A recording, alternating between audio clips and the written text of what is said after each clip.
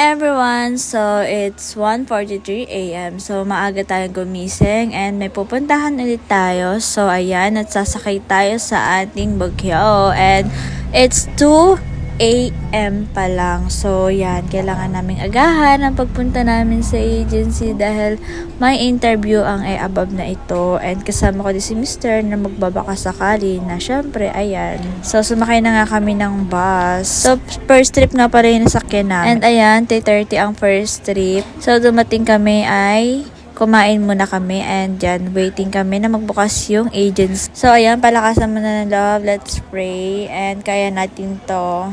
Let's do this. So, ayan, at aakyat na nga ang above na ito. And ayan, nandito na tayo sa taas and kumain muna kami. Dahil lunch na din naman and yan. Ayan, nag-aantay lang naman kami and then hapon na nga at andito pa rin kami and then ayan, waiting lang ulit.